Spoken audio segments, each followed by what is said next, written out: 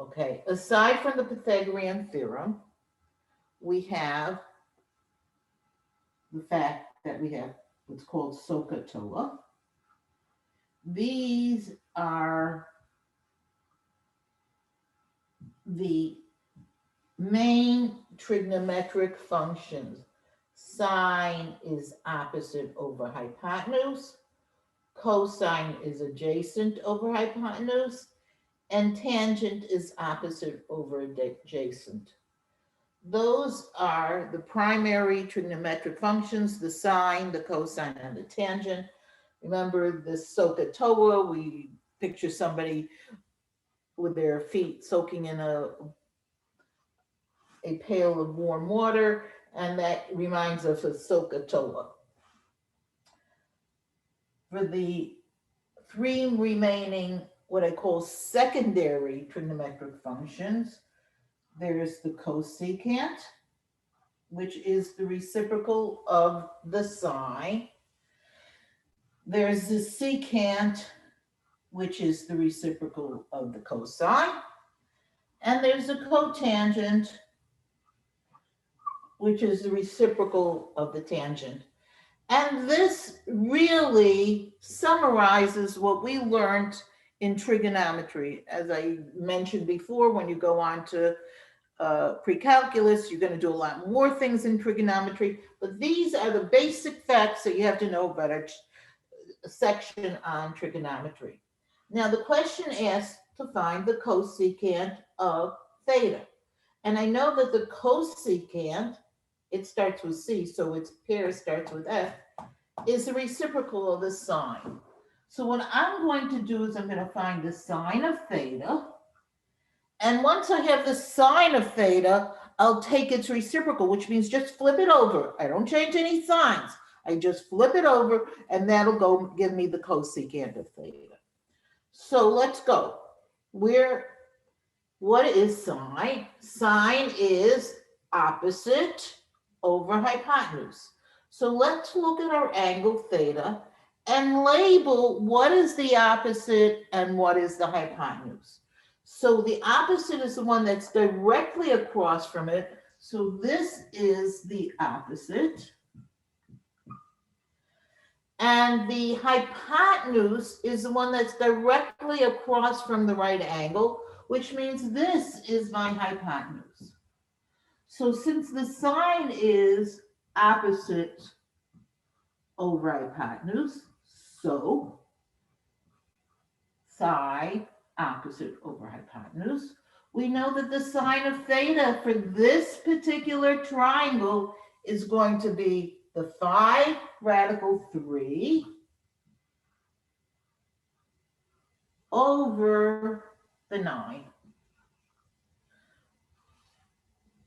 That's what the sine is. But remember, we were asked to find what the cosecant is. So in order to find the cosecant, we just take this and flip it over. So we get 9 over 5 radical 3, which is a fine answer, except there's a radical in the denominator. Now, this denominator doesn't have any pluses or minuses in between the two things. This is one term. So remember, we don't like to leave a radical in the denominator. So in order to rationalize that denominator, we have to multiply the top and the bottom by radical 3. So let's see what we get in the denominator. This is radical 3 times radical 3. That gives me 3. And now I can multiply this 5 times the 3 because they're both outside the radicals. So this is giving me 9 radical 3 is my numerator, and 5 times 3 is my denominator. So that's 15. And then I see between the 9 and the 15, which are both outside radicals, they're not inside radicals. I never work with something outside a radical with something inside. No, but these are both outside the radicals. And I see I could divide the top and the bottom by 3. So this is going to become a 3. And this is going to become a 5. So that my answer for this question would be 3 radical 3 over 5. Quite a bit of work, but that's there, it's all standard, straightforward. They're all basically these type. I Again, have a yes. sorry. Good morning. I have a question. To find the secant, you just did the reciprocal, correct? It was like 5 over square root of 3 over 9, and then it would be 9 over 5. For the or- for Yeah, the cosecant. cosecant. Okay. Right. The cosecant is the reciprocal of the sine. So you just, that's why you have to know the cosecant goes with the sine, the secant goes with the cosine, and the cotangent goes with the tangent. So those are the, and then they're just the same exact numbers, just flipped over. That's why you really only have to know the sine, you only really have to figure those out, and then you can just do the reciprocal. Does that Thank make you. sense to you? Mm. Are you okay, Jonathan? Yeah. Okay. Mhm. All right, let's see. Okay. Um, so now I'm gonna do a question that Kashira asked me to do. She said, how do you find an answer to the nearest tenth if you're using the Pythagorean theorem? So let's do an example like that. Suppose I have a right triangle that looks like this. Here's my, and sometimes we call it, let's call it ABC, like this. And let's say I say this side is 12, this side is 7, and I want you to find C. And I would like you to find C in two ways. I'm going to give you time to do this. I want you to find C as in a radical form, as a square root under a square root, if it's unless it comes out to be a perfect square. And I also want you to find it to the nearest tenth. So I'm going to give you a couple minutes to do that while I take attendance. So you're finding C in radical form and then as a decimal to the nearest tenth.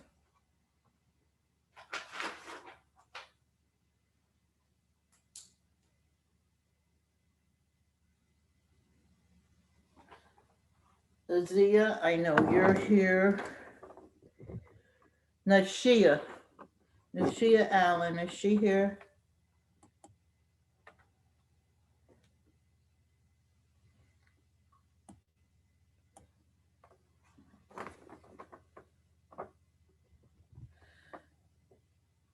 Annabelkis.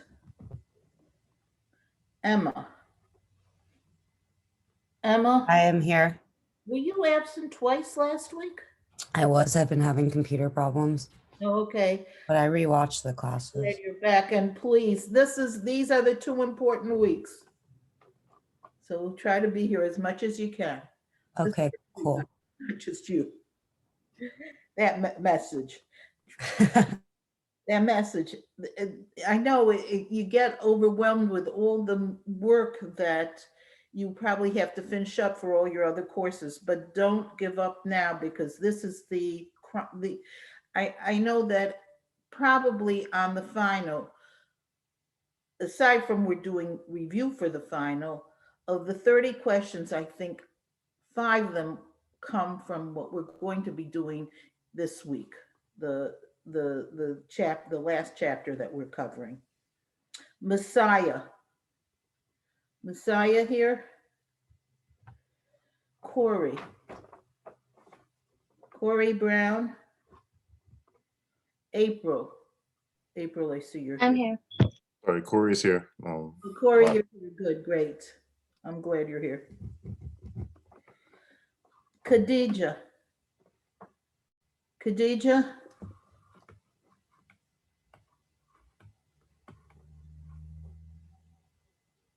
Oh, I don't see. Okay. Umar. Yakima. Cheryl, I know you're here. Stacy, I know you're here. Denisha, I don't think is here. Devana. Morning, Professor. Good morning. Devana, And just make sure you're getting that work on the Delta Math done. I see you've probably been having trouble getting onto it, but you're Okay. so good at class and you really know your stuff. I'd like to see you get, display that on your in the book also. I have to count that work. Okay. Thank you. Get it done. Natalie. Natalie?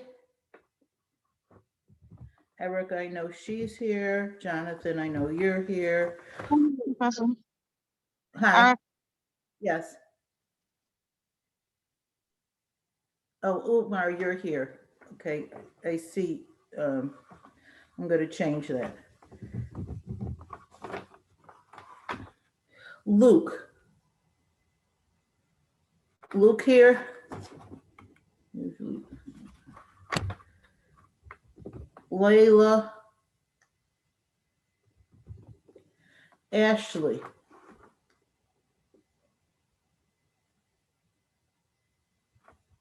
Okay, Kachira, we're doing this for you, so you're here. Jennifer. Jennifer, I see you're here. I'm here. Yeah, good morning.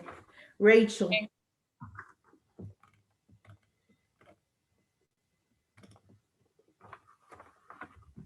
And Gloria.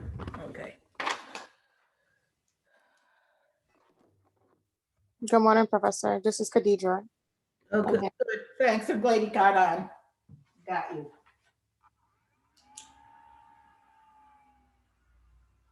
I'll check again. Obviously, this is silly for me to say to the people who are here, but I will. I always check the attendance towards the end again because I know, unfortunately, when you're in a class, physically in a class, you're either there or you're not. With the computer, you could be there and you're not there because suddenly your computer went. I know. It's happened to me, so. Okay, so I'm going to erase this now, and I'm going to concentrate on that next problem. Does anybody still need this on the board? Okay.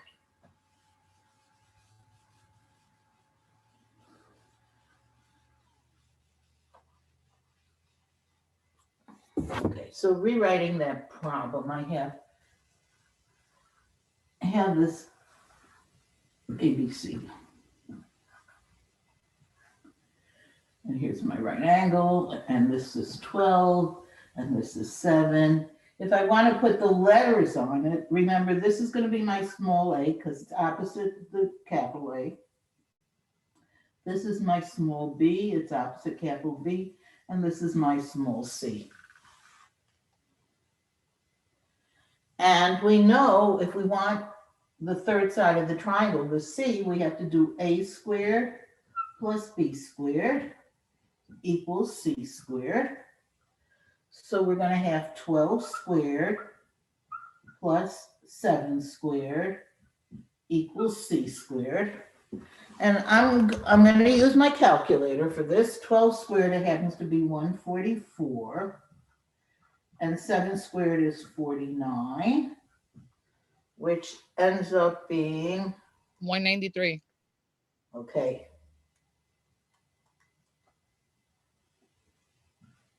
So c squared is 193, which means that the c has to be the square root of 193.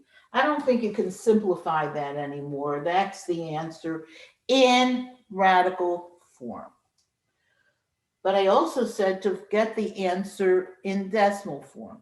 And this is where you got to use your calculator. Okay, you go to your square root button and you put in the 193 in the square root, and it comes out to something like this, 13.892. I'm going to write whatever I see on my calculator, 443.99.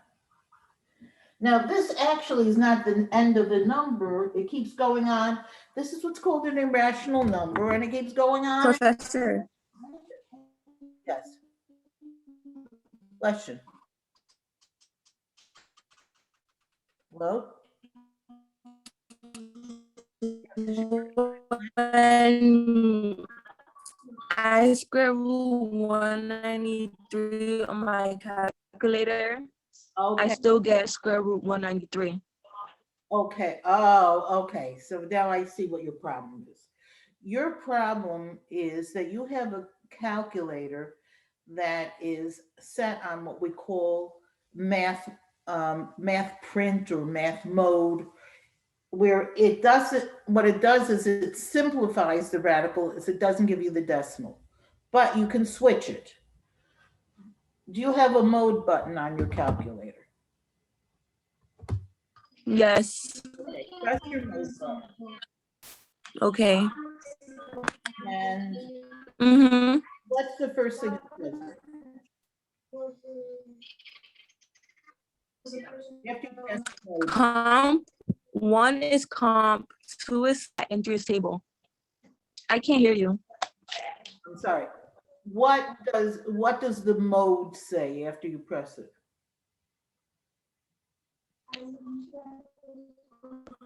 You know what?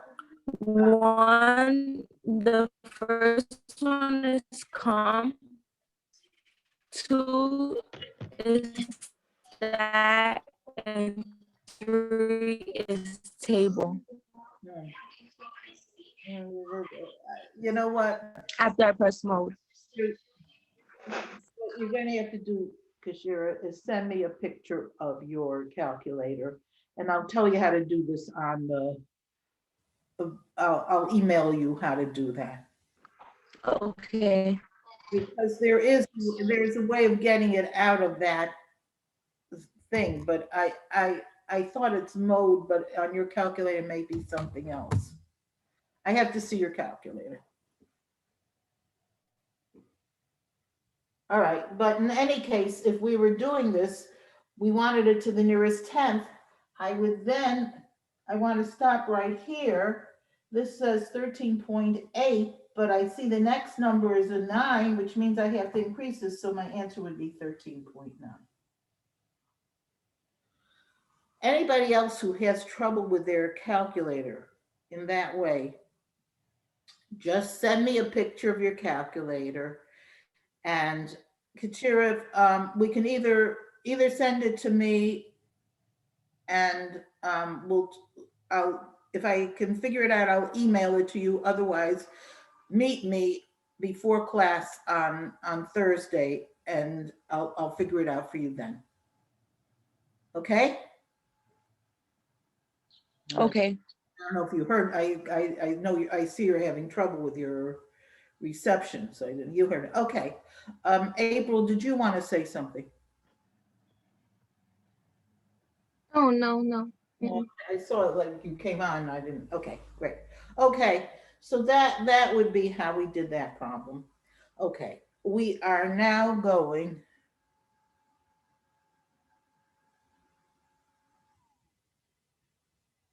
Oh, okay. Corey's gonna figure it out for you, I think. Okay, is that the one that you have, Corey? Corey, if you can figure it out for her, I will bless you. Tell me if you do, and I'll give you an extra point. Unfortunately, there are a lot of, not unfortunately, it's a great thing. There are a lot of good calculators out there and they're not expensive. The unfortunate thing is every company that makes a calculator decides how their calculator is going to work.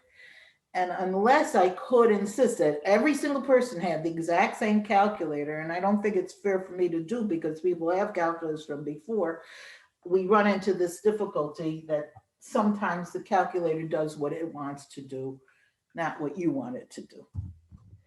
Okay, so I am now going to be starting on what's called Chapter 8.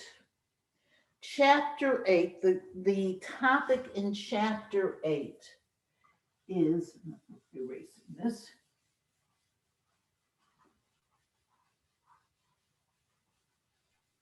I have a question really quickly. I'm sorry. Oh, I'd love questions. The final exam is worth what, 35%, 25%? I forgot. 35? Okay. The midterm is 25, the final is 35, which means it's approximately 1/3 of your final grade. Okay. Um, Before we take the final, would you be able to give us like our updated grades before we take our? Does everybody want that? That be helpful for some people? Yeah. Yes. Yeah. Thinking Yes, of- Professor. I, I will do it, of course, you know what? Now I'm gonna base it, I'm gonna try to do it, I'll do it by the end of this week. Because, so anybody who's missing work at this point, try to get it finished so you can have a good idea of where you stand in this class. And I will try to do it to the closest of my ability. I will tell you this. I am not going to require you, if you've done, I know there are about, I think I've given you, I think we're up to almost number 20 on Delta Math assignments. When I'm going to figure out to give you your homework mark, I will figure it based on, did you do at least 15? If you've done 15 of them, I will probably give you the complete credit. Now, anybody who really did above and beyond, and there's some people that I am amazed at. You look at their marks and you get it, and the final grade that the Delta Math gives me is something like 99% or something like that. I'm just in awe of that. I will give some people extra credit. But when I'm going to give you your actual mark, as to where I think you stand at this point, I will not include the extra credit. The extra credit, because I really don't know what extra credit I'm going to give you, but I'll tell you how it works.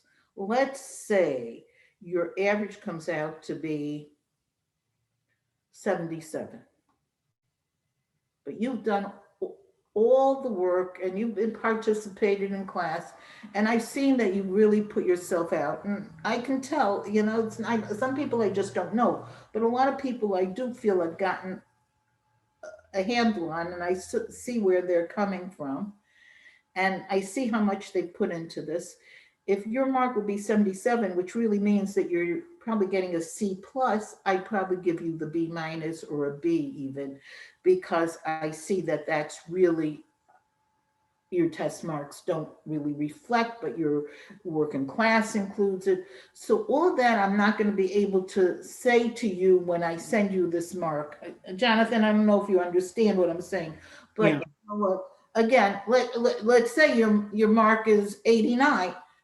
89 is close to an A, but it's not an A. I'll probably give you an A because I think that's what you deserve. I'm not talking, this is all theoretical. Yeah, because I'm not worried. But so for a math teacher who does things so subjectively, my marks are a little bit objective.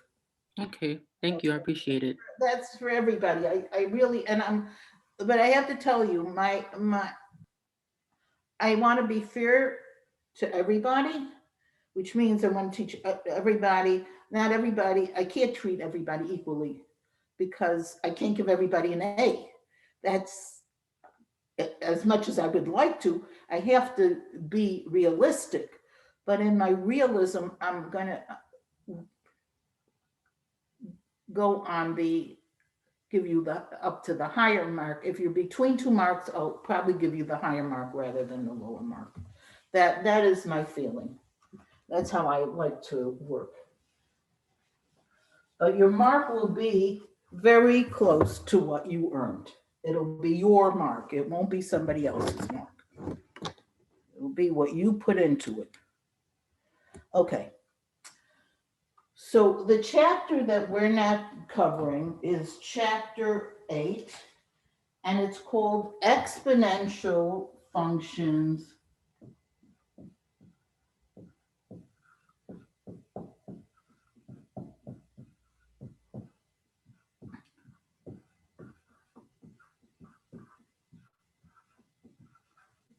and Logarithms. always forget how to spell logarithms.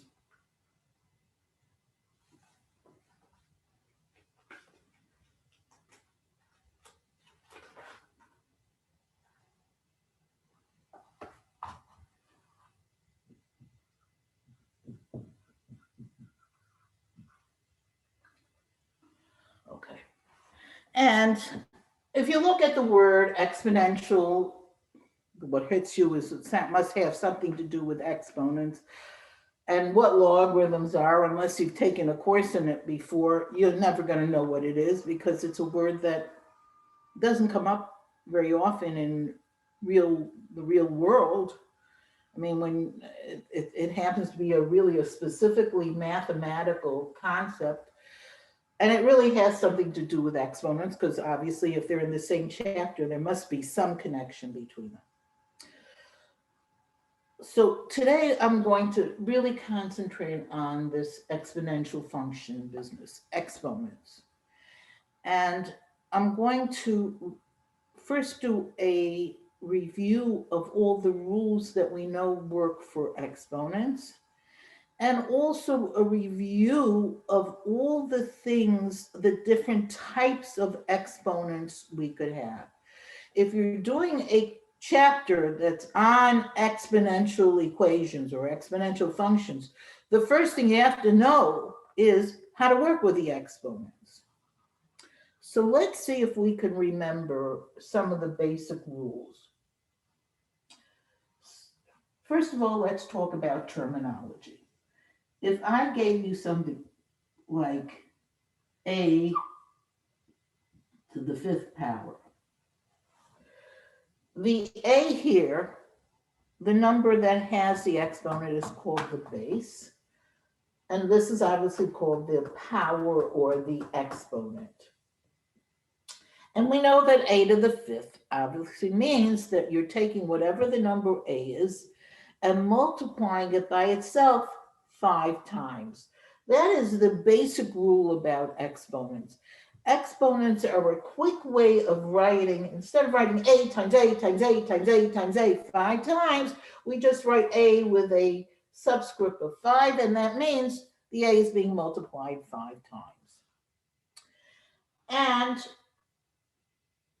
therefore, if I have like a to the 5th times a to the 6th, if I multiply two numbers with the same base, this means multiply a 5 times.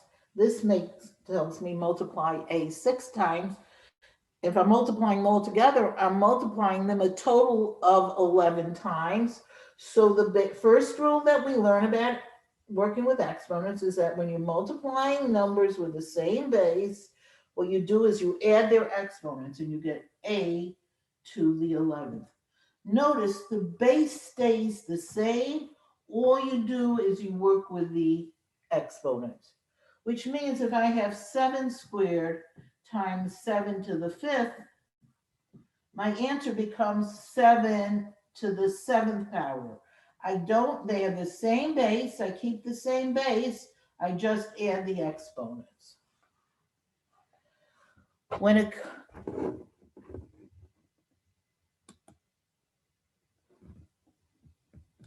What if I had something like a to the 5th times b to the 6th? What if the two bases are different? Can't simplify it. I cannot combine them because it has different bases, only when the bases are the same. Okay, that's rule number 1. Multiplying numbers, add their exponents. So the next rule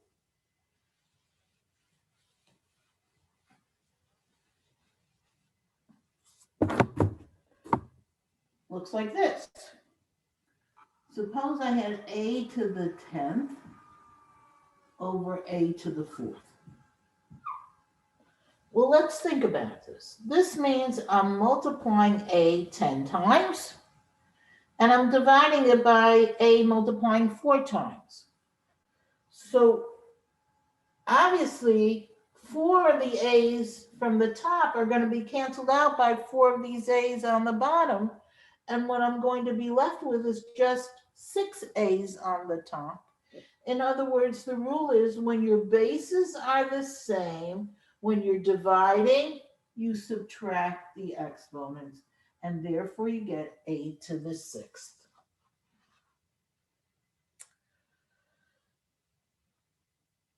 What if some of this is not familiar, stop me, because I'm assuming we've mentioned these before, and you probably had it from other courses, so I don't want to spend an over amount of time in here. What if I have something like a to the 3rd, and I put a second exponent on it? Let's say I do to the 4th power. What if I have something with an exponent raised to the 2nd exponent? Which means that what I'm doing is a to the 3rd times a to the 3rd times a to the 3rd times a to the 3rd. I'm multiplying a to the 3rd 4 times. That's what this outside exponent is telling us. But I know when I'm multiplying things that have the same base, what I do is I add their exponents. So 3 plus 3 plus 3 plus 3 gives me 12. So this is actually a to the 12th. In other words, when we have something with an exponent and we put that whole expression to a second exponent, what we're really doing is multiplying the exponents. A to the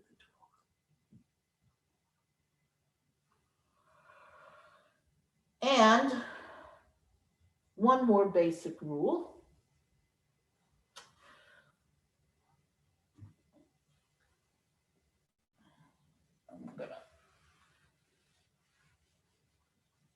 And that is, if I have something like a to the 3rd and b to the 2nd, and it's raised to the, let's say, 4th power, what we do is we take this exponent and distribute it to both of these. This will give me a to the 3rd to the 4th and b 2nd to the 4th. Now we know what we do then is when we have a to the 3rd to the 4th power, that was what we just did before, we take the 3 and multiply by the 4. So that gives me a to the 12th and b to the 8th.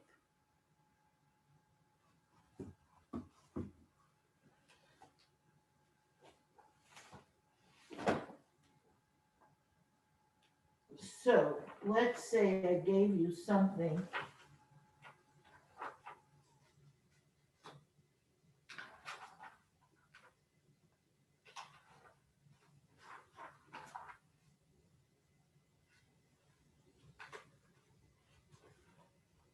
an example that looks like this.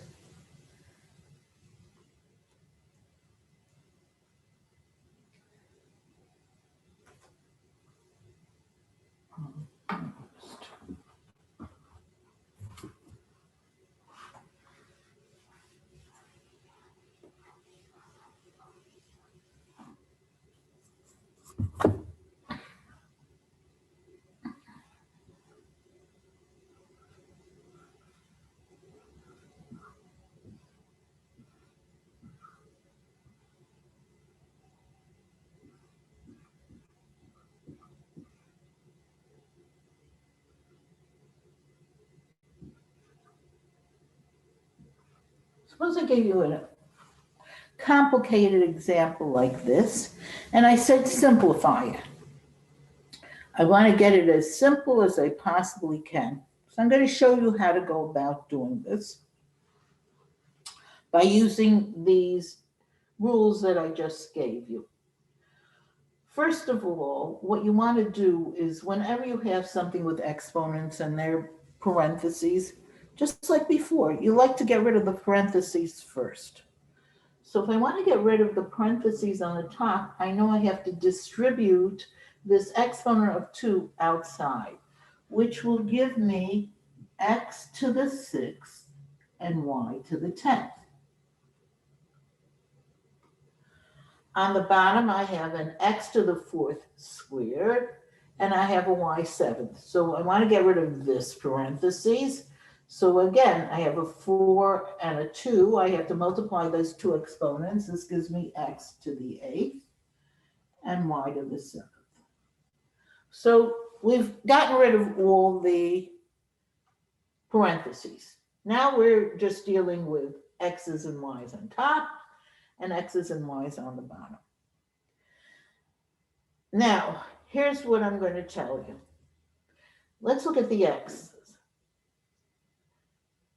We're going to simplify, which means we're going to try and find a common factor, something that we can divide out from both the top and the bottom. So first, looking at the x's, I have an x to the 6th and an x to the 8th. What I can always cancel out is the 1 with a lower exponent.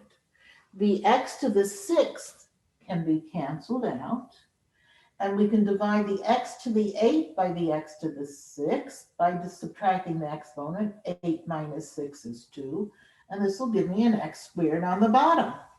We've done this before. With the y's, I have a y10 on top and a y7 on the bottom. Remember, always cancel out the one with the lower exponent, which is the y to the 7th, and subtract. 10 minus 7 is 3, so I have y to the 3, but that's on top. Notice the y to the 3 was on top because the higher exponent of the y is on top. The x to the 2 is on the bottom because the higher exponent of the x's was on the bottom. My final answer in the simplest form is y to the 3rd over x squared. And that's obviously the simplest that you can get this. Now, before I give you one to try on your own, is there any question about what I did? Okay, before You're not gonna give us anything more harder than this, right? Because it seems very simple compared to the last chapter. well, this chapter gets harder. I can't tell you it doesn't. But I we're knew it we're was starting from the good. basics. We're going to go into more. Jonathan, it's not that it's harder. It's new. Okay. When something is new, it looks like it's hard. Mm-hmm. Once you get used to it and you're used to doing it a lot of times, then it's not so hard. Mm-hmm. And this is the things that we've done before. But I really wanted to start. I didn't want to start. I'm really starting from the beginning on this. Mm-hmm. Okay? Mm-hmm. All right. I want to go one step further on this. All the exponents that I have been using have been what we call integers, whole numbers, positive whole numbers, 3 and 5. I haven't used any negatives yet, and I haven't used any fractions. And I want to talk about what those things mean in terms of exponents. What does a negative exponent mean? And what does a fractional exponent mean? And what is the best way to leave something in terms of if you have those kind of exponents? Okay. So I wanted to go one step further. Now I'm going to talk about negative exponents. I'm going to do a problem with negative exponents, and then I'm going to give you one to try also before I go to what I call fractional exponents.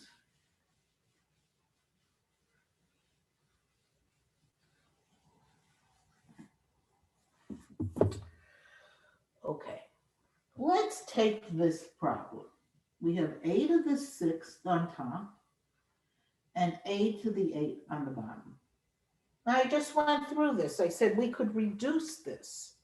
We could reduce this because I see that I can divide by a to the 6th. I can cancel out the one with the lower exponent, the a to the 6th, and subtract that 6 from the 8.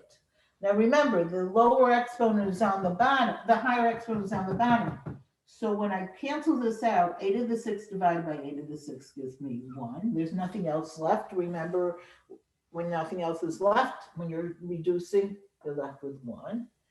and I do 8 minus 6 is 2, so I get a to the 2. So this gives me 1 over a to the 2 when we're simplifying, when we're reducing.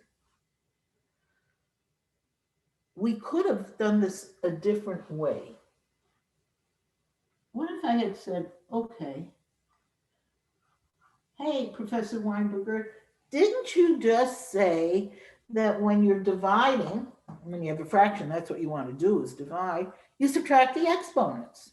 So shouldn't I just do 6 minus 8 and get -2? So this is 8 to the -2. You're right, you could have done it that way. So what is this telling you? Are these two separate answers? Could it be that one problem could get an answer one way and a different answer another way? That's not how mathematics works. Sometimes there are two answers to one problem. Let's say to a quadratic equation, you get two answers. But if you don't get two different answers from different processes. These really must mean the same thing. In other words, a to the -2 actually means 1 over a squared. When we have a negative exponent, it's not making your answer negative at all. Your answer is the same positive number. It's making it into its reciprocal. It's taking, instead of having a, we now have 1 over a, but now we have the exponent positive. So that's the general rule about negative exponents. A negative exponent means that you're really taking the reciprocal. Now, generally, when we want to leave our answers in simplest form, we want to leave them with positive exponents. It's really much easier to understand a positive exponent than it is a negative exponent. So this is something we'd really, if I were giving you the choice of leaving your answer as 1 over a squared or as a to the -2, this is the preferable method because the exponent is a positive number. It's easier to understand and work with positive exponents. So now, what would happen if I gave you a problem that had a bunch of negatives and positives? How would we work it out? I'm going to give you the way I think you should work it out. It might not be the quickest way. There are many ways these can be worked, but I'm going to give you a way that if you use that, it will always direct you to the right answer, even if it means a couple of extra steps. Sometimes you could see something right away, but again, let's see if we can follow the steps I'm going to give you.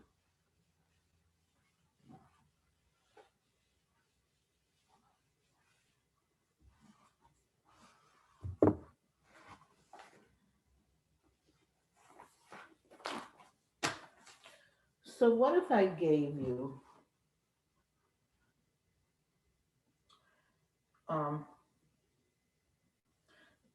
something like this? X to the -2 to the third power, x to the third to the -2 power over x to the 10th. And I told you, I want you to simplify this. And I want to leave it without any negative exponents. Let's see what steps we would need to do to simplify something like this. Well, our first step is what I said before. If you have a parentheses, try and get rid of the parentheses. So here I have an x to the -2 that's raised to the third power. So I know when I have two exponents, something inside with an exponent on the outside, what I do to the two exponents is I multiply. So this will give me -2 times 3, or x to the -6. Same thing over here. I have an x to the third raised to a negative 2 power. I have two exponents. What I have to do is multiply the two exponents together, which gives me x again to the negative 6. The x to the 10th stays in the bottom. Okay, now here's what I always like to do. There are other ways of doing this, but I like to, remember, I always want to end up with positive exponents.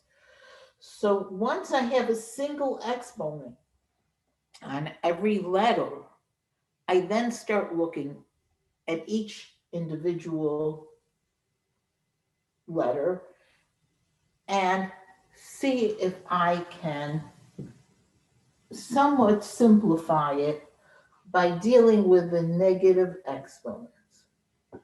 I know that when something has a negative exponent, that negative exponent doesn't make the answer negative, it makes it into a reciprocal. Now, what does a reciprocal do? What a reciprocal does is it switches anything from the numerator of the denominator into the denominator, and anything that's in the denominator gets switched to the numerator. That is effectively what taking a reciprocal is doing. It's switching the numerators with the denominators. It's switching the things that are on the top to on the bottom, the things that are on the bottom to the top. So I look at this x to the negative 6. It's in the numerator, it's on top, but its exponent is negative. That means I need to take its reciprocal, which means I have to put it down into the denominator. The same thing with this x to the negative 6. It's got a negative exponent, it's in the numerator, it gets switched to the denominator.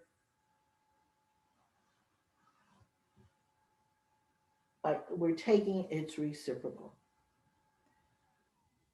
Okay, there's nothing left on top, so I go to the bottom. There's an x to the 10th.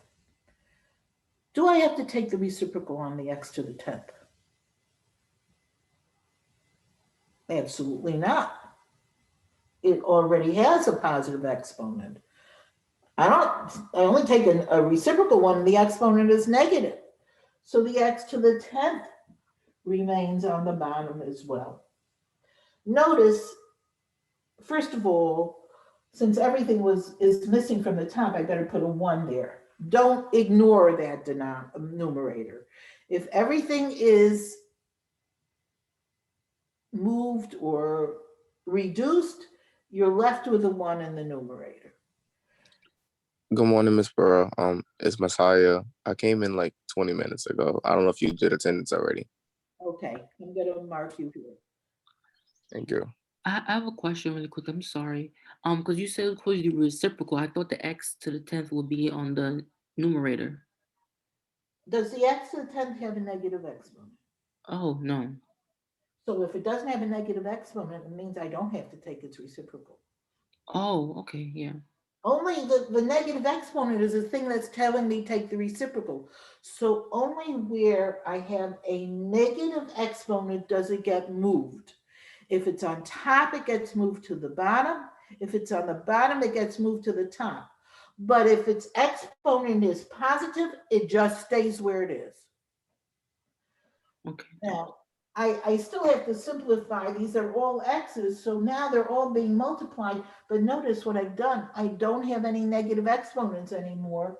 The top stays 1, and I just add up these 6 and 6 is 12, and 10 is 22. So my final answer becomes 1 over x to the 22nd. Again, let's remind ourselves how we went through the steps. I first made sure that I distributed any exponents so that I didn't have parentheses anymore. In other words, if I had something with an exponent on the inside and something on the outside, I just combined by multiplying those two exponents together. After I have no parentheses and each thing has just its own individual exponents, I look at each letter or number separately and say, Do you have a negative exponent? You're getting moved. Yes, your exponent is negative. You've got to go to the bottom. Your negative exponent is negative. You're also going to the bottom. But your exponent is positive. You're staying where you are. When you're negative, you get moved. When you're positive, you stay. That's the basic rule. And of course, if everything disappears from either the top or the bottom, don't forget, it's not a 0 that's there, it's a 1. Don't ignore it. You've got to put in the 1. The final answer is 1 over x to the 22. Are we okay with this? You ready to try one on your own?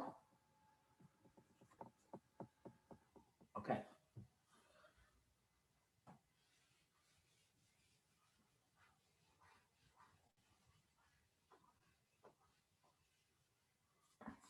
Here's one to try. A nice, actually, I'm going to do a pretty hard one. M squared n fourth all to the negative 2 power m to the negative 4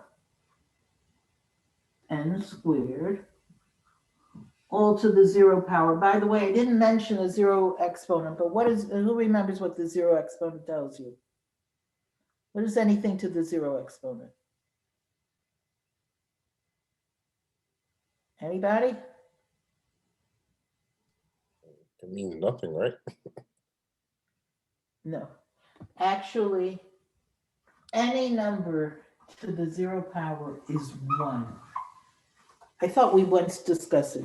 1. Oh, Cheryl, you got that. Yes.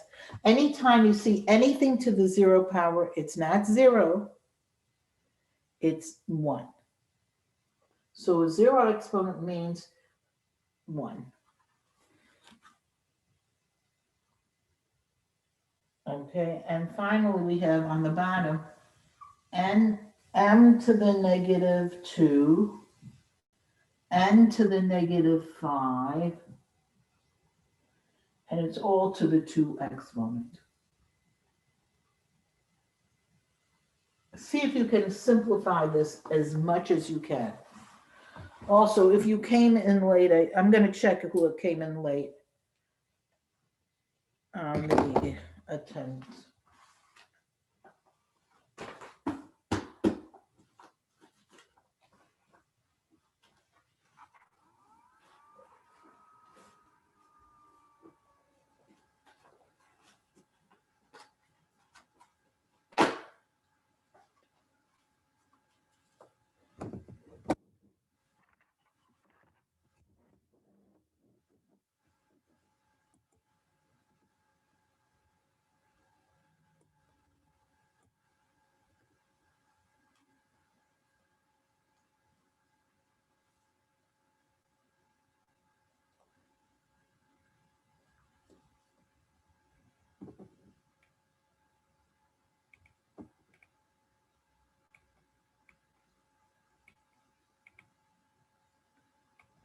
Okay, Luke, I see you came in.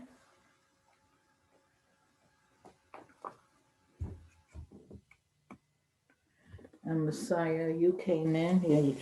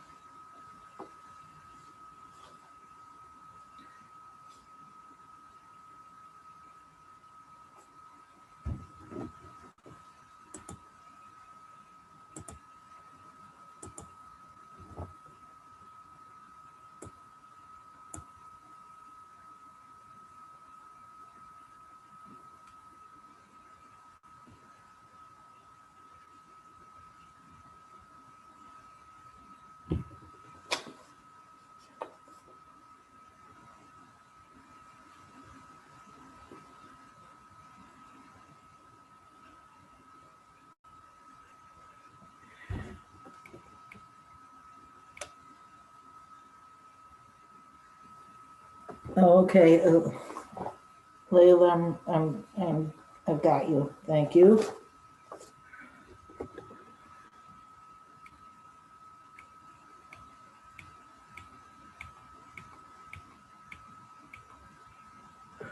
And Nishia, I see you came in. Nishia, I have you. I'm here.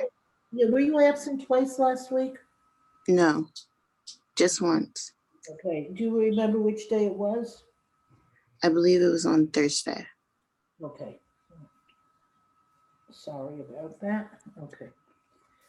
Thank you.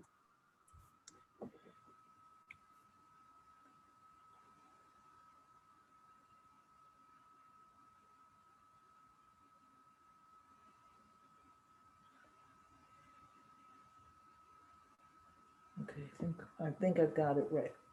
Done now.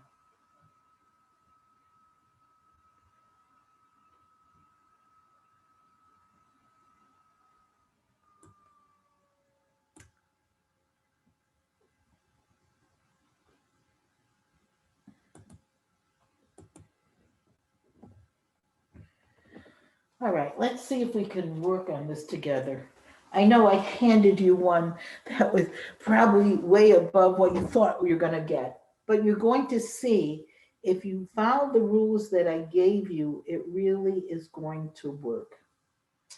So I see a bunch of parentheses. The first thing I want to do is remove those parentheses. So in order to do that, I'm going to distribute the exponent on the outside with the exponent on the inside. So this will be 2 times -2. That'll give me m to the -4. And the 4 times the -2 will give me n to the -8. Now, the next thing I see is I see this whole complicated thing, but the whole thing is to the 0 exponent.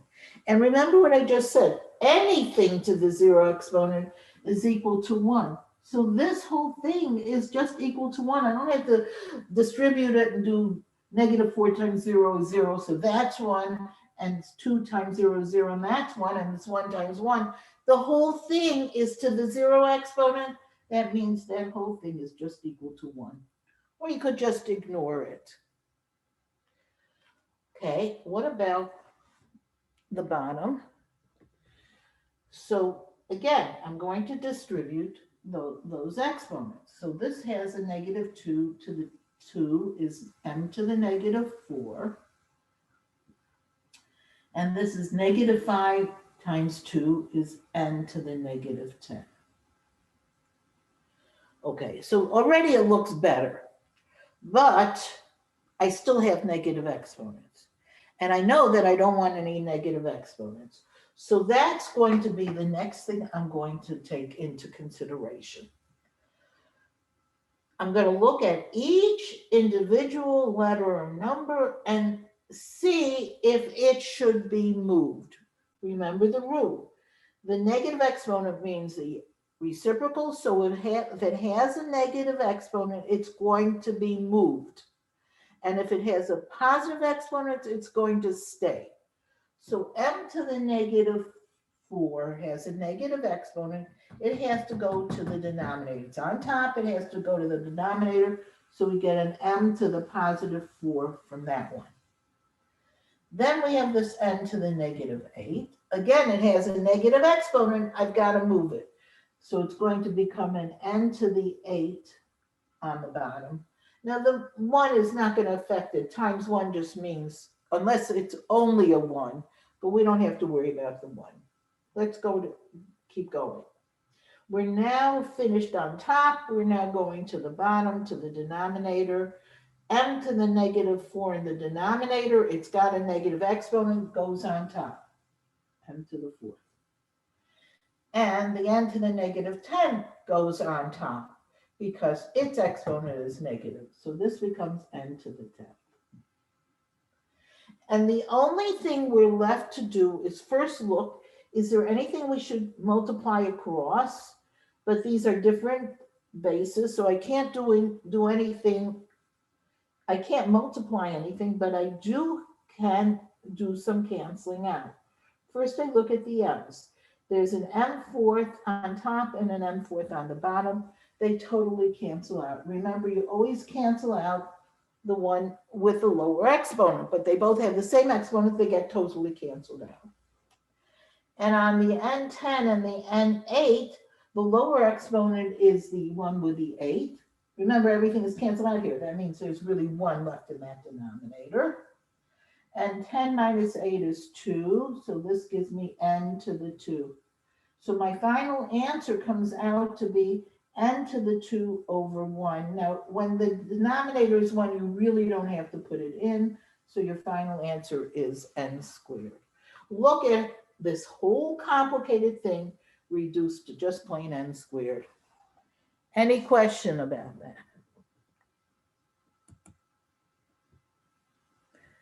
Divina, great. N squared, you did great.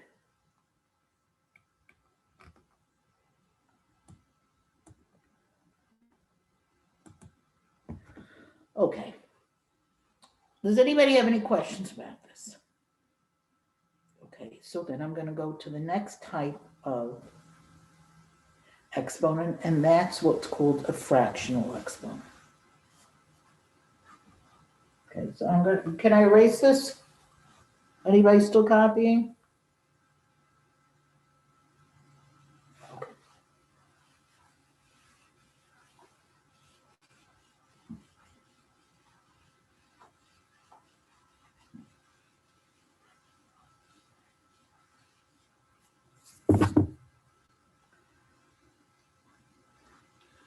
What does a fractional exponent mean?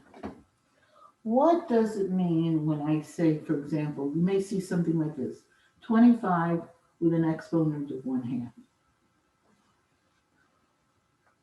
If you want, you could put this into your calculator.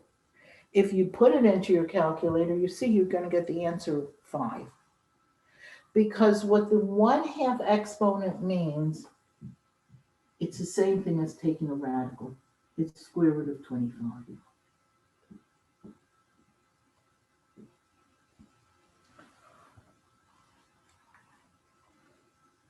If I give you something like this, 8 to the 1/3 exponent.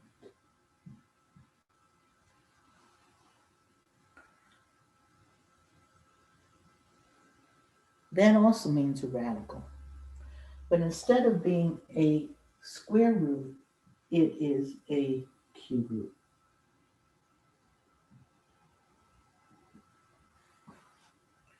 The 1/3 exponent means the radical with the index being 3. Now, what does that mean? This is called the cube root or the third root of 8. It's telling you how many times you must multiply a number to get to this number. Now, we know the number that we have to multiply 3 times to get 8 is 2. So the cube root of 8 is 2. And again, you could do this on your calculator. If you want to do it in your calculator, if you want to do something like this, 8 to the 1/3 in your calculator, you have to type in your 8.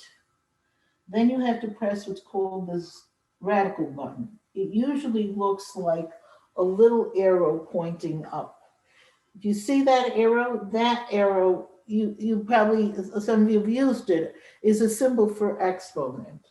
And then you put parentheses 1 divided by 3. Now you have to put it in parentheses. For some calculus you don't, but in the general calculator you have to put in parentheses so that it's obvious that what you're doing is going to be your exponent. Anything that's going to be in the exponent, you stick in a parentheses. If you then press equal, it'll give you 2. So if you want to do roots, like cube roots, or you can always use your exponent button with a fractional exponent. That is what a radical means. So what if I were to give you something that looks like this? What if the question was something like this?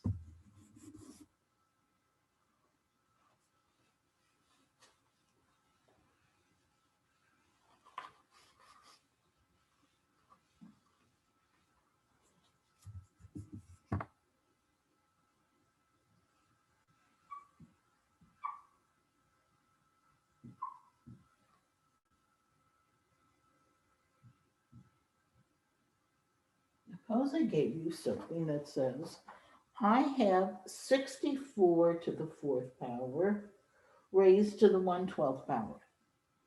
Now, if you want, you could just stick it in your calculator that way. Put in your parentheses, put in your 64, exponent 4, close your parentheses, exponent 1 divided by 12. You could do it that way, but I think it's easier if you're just going to simplify it in your head. Remember, the first thing you usually do when you have something with an exponent raised to a second exponent is you distribute the exponent. You get rid of the parentheses by multiplying the two exponents together. In other words, you have to multiply the 4 times 1/12. Now, really, this means 4 over 1 times 1 over 12, which gives you 4 over 12. And if you reduce it, it gives you 1/3. So first, and you could do that on your calculator as well, just do 4 times 1/12. So this really means 64 to the 1/3 power. Now, once you have it as a single exponent, you can understand it. First of all, it's not negative, so we don't have to do any reciprocals. But we do see that it's a fractional exponent. And what we said with a fractional exponent is that it means a radical. And if the number is other than, if this is a 2, then we just leave it a plain radical. But this is not a 2, this is a 3. So we have to put what we call the index of 3 in here. This is called the cube root of 64. Which means what number times itself 3 times is going to give you 64. You could have done this on your calculator as well, but the answer is 4, because 4 times 4 is 60, times 4 is 64. So this complicated looking thing really simplifies to a very simple answer of 4. Thank you, Katura. You got that answer correct. I'm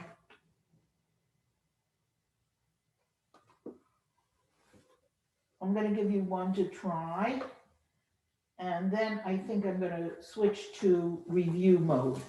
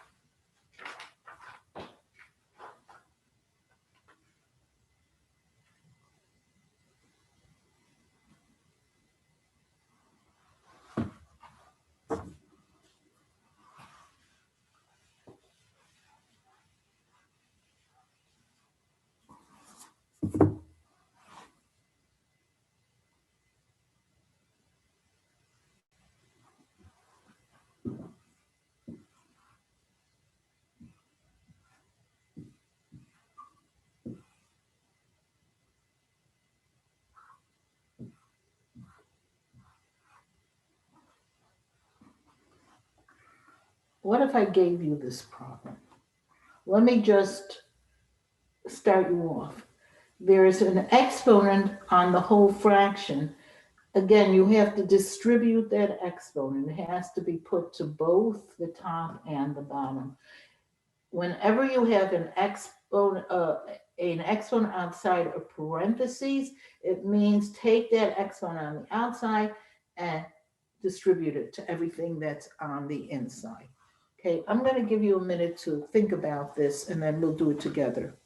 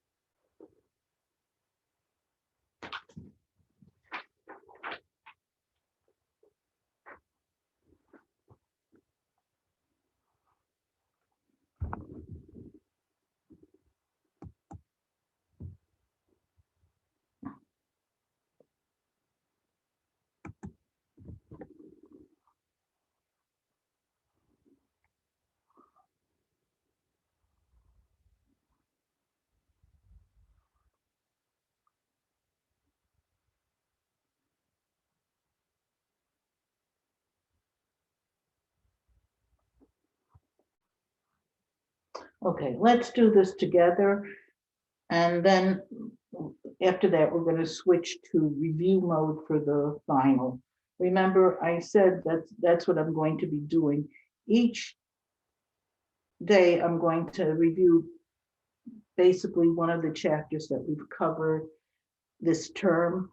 We're up to chapter 4, which is polynomials.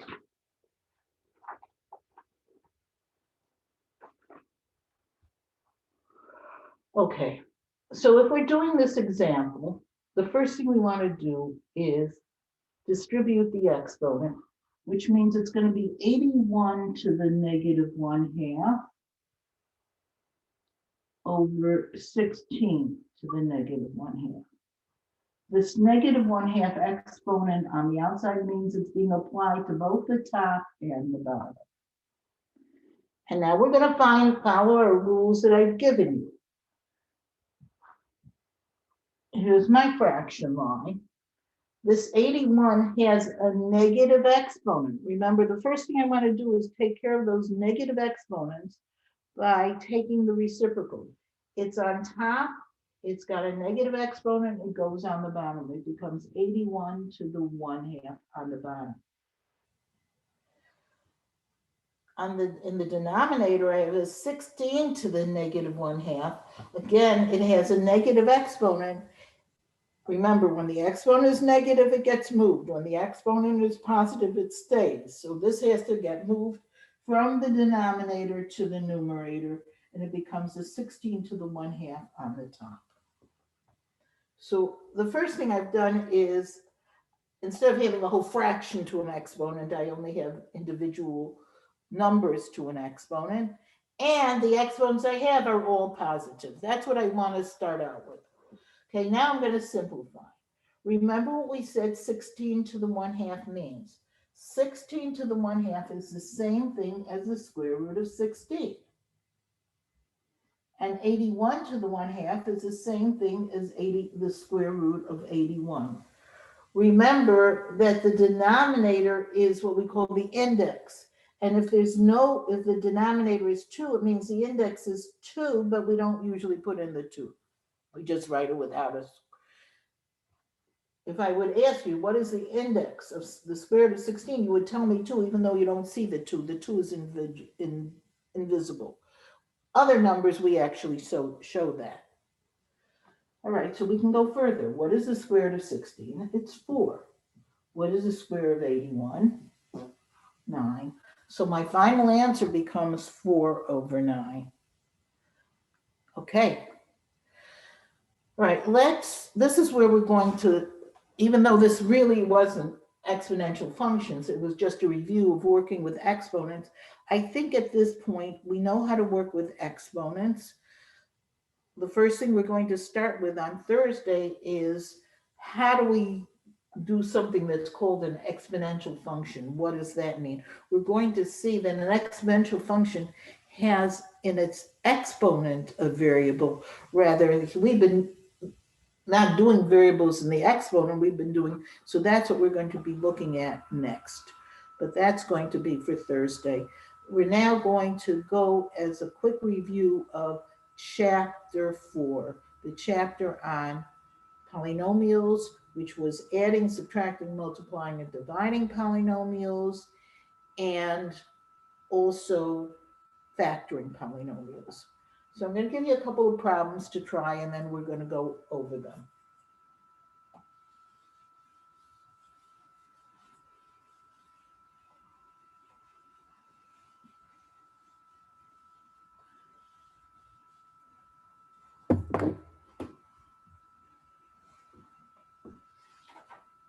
Okay, let's start with something like, I don't think we have to do adding and subtracting. I think pretty much everybody can do those. Let's go on to some factoring. What if I asked you to factor this?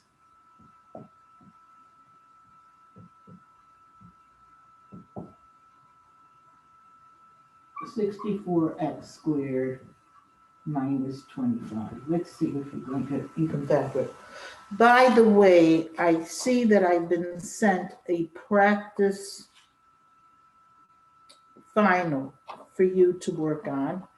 I will be posting that practice final on Blackboard. It's a practice final, so you know how to do the final exam, even though I think you're a little bit experienced in taking exams on Blackboard. I'll send out an email about this.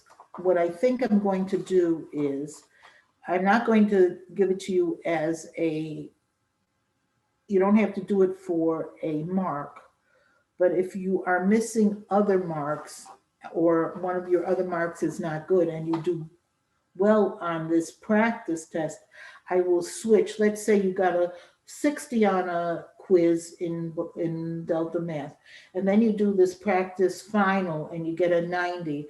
I will take that 90 and use it as your mark instead of the 60. So that'll raise your average. I won't say, I think everybody should be doing this Oh, practice. that's wonderful. So Thank you, Professor. and I will also, if you do the practice final and you don't do well the first time, you want to take it a second time, all you have to do is tell me and I will reset it for you.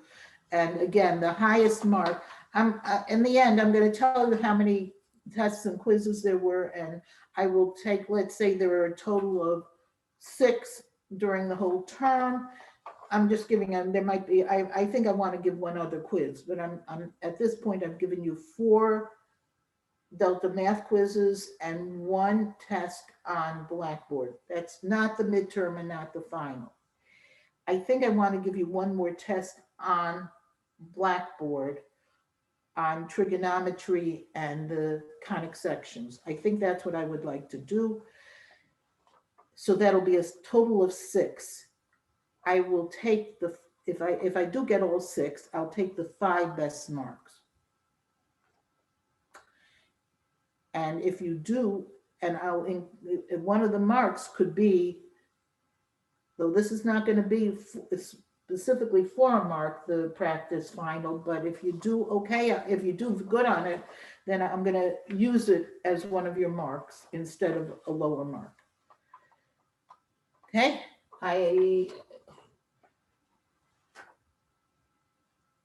the reason I do this is because I want to see that you're working.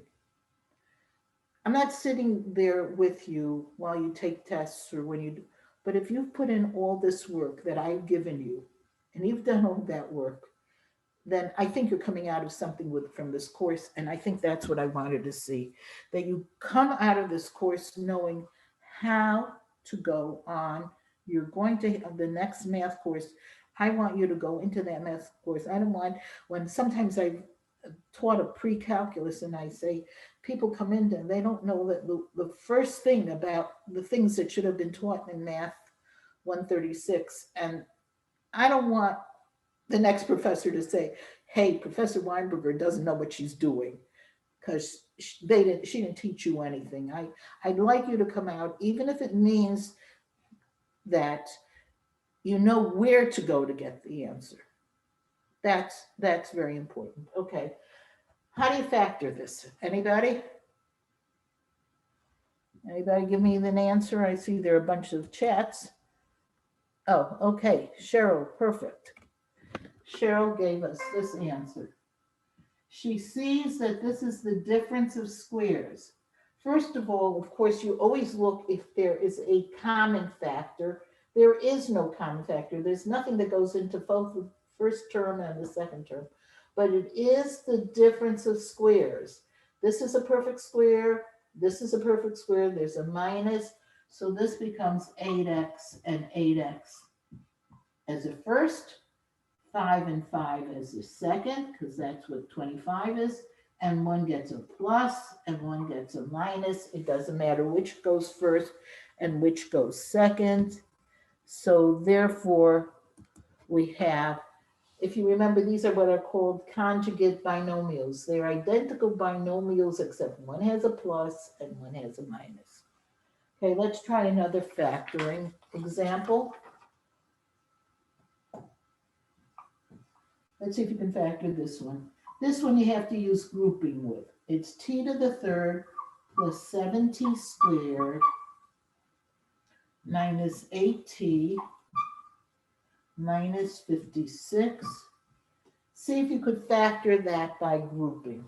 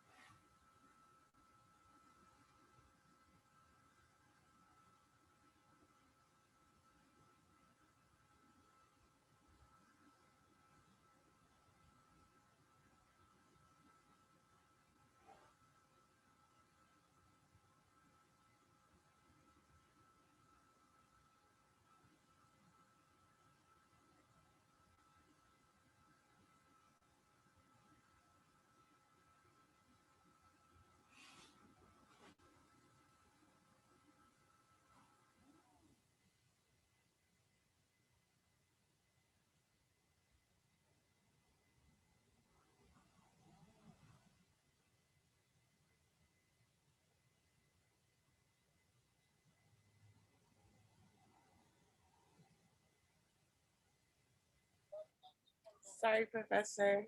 I texted you while I was late. Okay. Yeah, I see that I got a text. I didn't pay attention to it. Okay.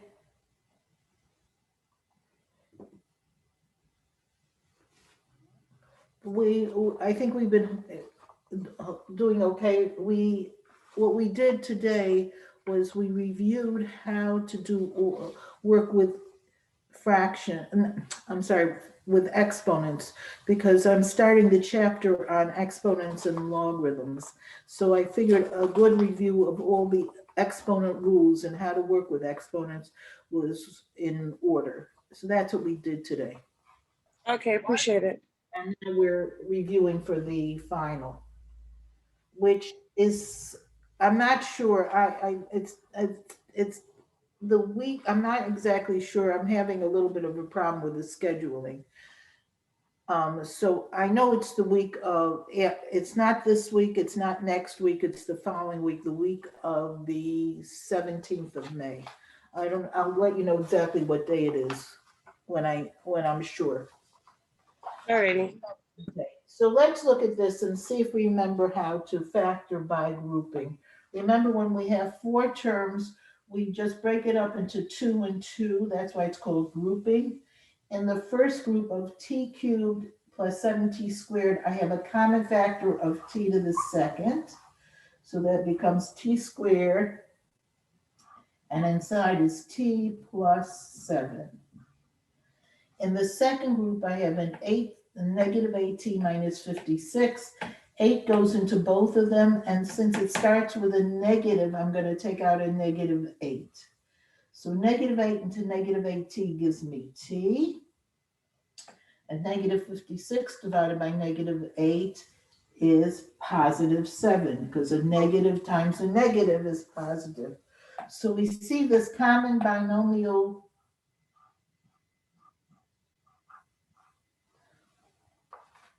factor of t plus 7. We put that on the outside, and on the inside we have a t squared minus 8.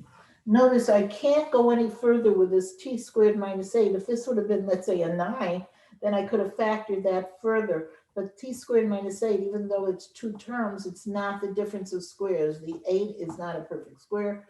So my final answer is t plus 7 times t squared minus 8. I hope most of you got that answer as well.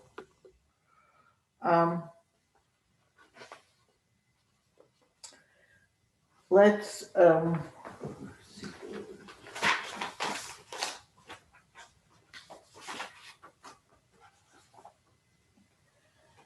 Um, let's remind ourselves how to divide, because aside from factoring, we have to know how to divide.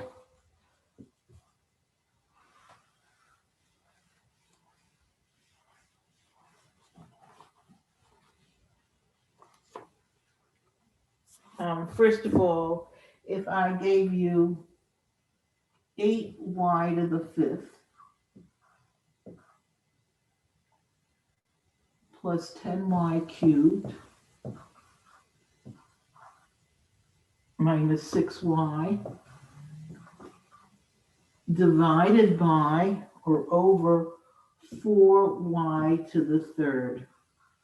See if you remember how to do this division of a polynomial by a monomial.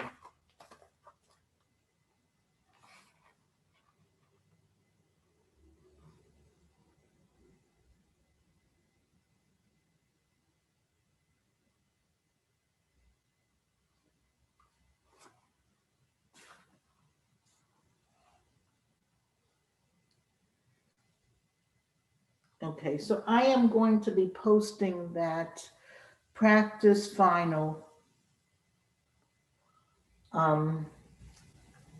as soon as I can get it downloaded.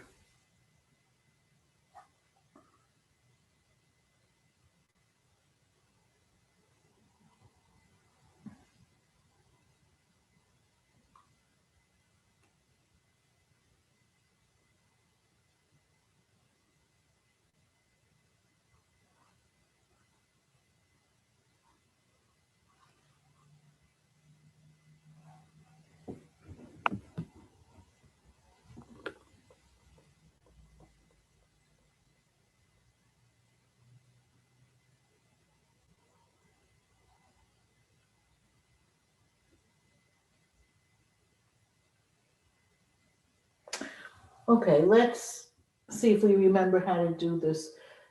When it says divide and you have several terms divided by a single term, what you do is you split it up. You take each of the terms from the numerator and put it separately over the denominator. So this becomes 8y to the 5th over 4y cubed plus 10y to the 3rd over 4y cubed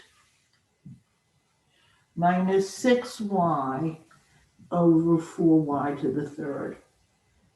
So you change this from one long example into 3 short examples. You're going to divide each of the terms on the top by that denominator, and you've got to reduce each of them. So here, we look at the 8 here and the 4 here. I can cancel out the 4, and 8 divided by 4 is 2. Remember, we always cancel out the smaller one, and we're left with where the bigger one was. In terms of the letters, I have a y5 and a y cubed. We've just been doing this type of thing. We cancel out the lower one, which is the y3rd, and 5 minus 3, remember now we're dealing with exponents, so we're subtracting the exponent, gives me y to the 2nd. Now, since everything got canceled out from the bottom, I was just left with a 1 on the bottom, and a 1 on the bottom I don't have to really put in, so that first term became 2y squared. Okay, now we go to the next one. 10 and 4, I can cancel out a 2. This gives me 4 into 2 is 2, 2 into 10, 2 into 10 is 5. And there's a y cubed on top and a y cubed on the bottom. I canceled them both out so that my next term is just 5 over 2. Everything else canceled out. And finally, there's a 6 and a 4 here. I can cancel out, divide everything by 2. This is a 2. This becomes a 3. And in terms of the y's, remember this means y to the 1, so that's the lower exponent is 1, that gets canceled out. And 3 minus 1 is 2, so this is y squared. So then it becomes minus 3 over 2y squared. And that would be your answer for the division of this polynomial by a monomial. Okay. I